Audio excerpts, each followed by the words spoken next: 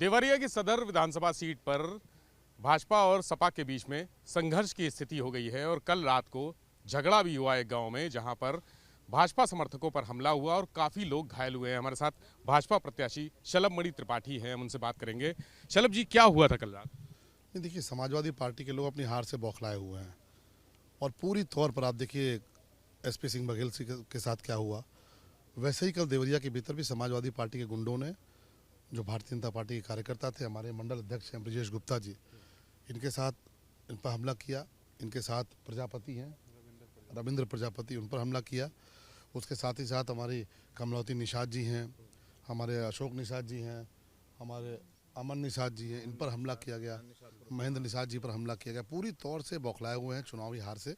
और उसके बाद अब वो अराजकता के दम पर, गुंडागर्दी के दम पर चुनाव जीतना चाहते हैं। आज चूँकि पोलिंग थी, कल लास्ट डेट था, उन्होंने गुंडागर्दी करने का प्रयास किया। लेकिन उत्तर प्रदेश की जनता और देवरिया की जनता ने मन बना लिया है कि गुंडे अपराधियों का सफाया करना। और आप जो उत्साह देख रहे हैं, उल्लास देख रहे हैं, आप देखिए वोटिंग परसेंटेज भी ईश्वर कृपा से बढ़ रहा है।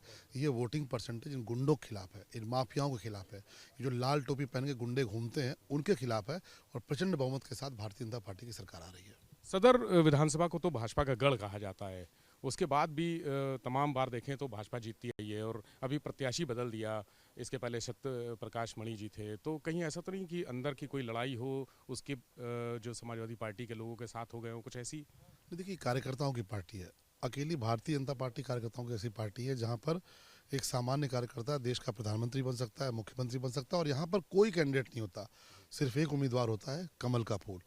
हम सब उसी के आधार पर चुनाव लड़ते हैं और सब एक होकर चुनाव लड़ रहे हैं। कहीं कोई दिक्कत नहीं है। पूरी पार्टी संगठित होकर चुनाव लड़ रही है और समाजवादी पार्टी की गुंडागर्दी, उनकी अराजकता के खिलाफ पूरा उत्तर प्रदेश एक होकर खड़ा है। आप इतने वरिष्ठ पत्रकार हैं, मैं आपसे एक सवाल अगर पूछूंगा, मुझे लगता है आप उसका उत्तर नहीं दे पाएंगे, क्योंकि आपकी मजबूरी होगी कि जेलों में बंद जो अपराधी हैं, जेलों में बंद जो माफिया हैं, या जो एनकाउंटर में खूंखार अपराधी मारे गए हैं, वो किस पार्टी को सरकार में लाना चाहते होंगे।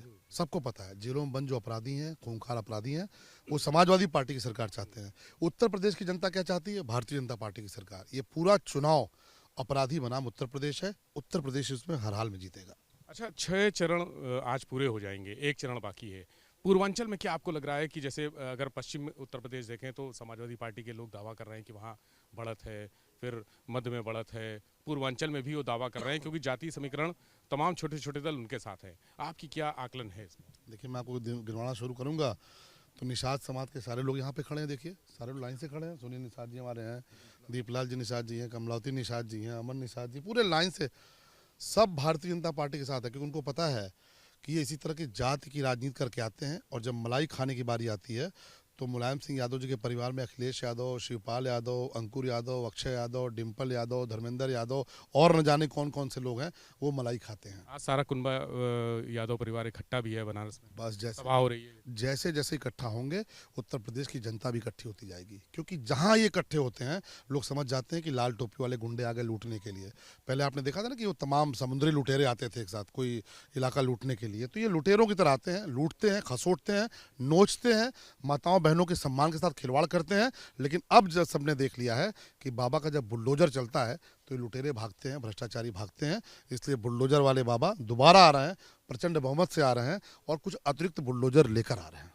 अब की बार वोटिंग परसेंटेज कुछ बढ़ने की उम्मीद है क्या? आप देखिए, मुझे तो लगता है बढ़ रहा है।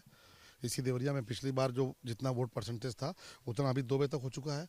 और ये सरकार के समर्थन में वोट है। आप गांव में जाएंगे, आप भी गए होंगे, तो हमारी माताएं बहनें, देखिए बहन यहाँ खड़ी हैं, माताएं बहनें चिल्ला के कह रही हैं कि बाबू अब की मोदी के दिया आई, अब की योगी के दिया आई, कमल के दिया आई।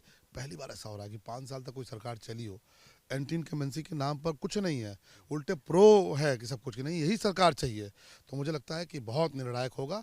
और 2017 में मोदी जी की लहर चली थी, 2022 में मोदी और योगी की कॉम्बो लहर चल रही है। ये प्रचंड बहुमत के साथ सरकार लेकर आएगी। बहुत धन्यवाद। शलभ मणि त्रिपाठी जी हमारे साथ थे और उनका कहना है कि 2017 में जो मोदी की लहर थी, अब 2022 में मोदी योगी की लहर होगी। यानी चुनाव परिणाम जो सामने आएंगे वो नतीजे चौंकाने वाले होंगे, क्योंकि पिछली बार से भी ज़्यादा प्रचंड बहुमत भाजपा को मिलेगा। कैमरा से राजू के साथ विवेक त्रिपाठी, एबीपी गंगा, देवरिया।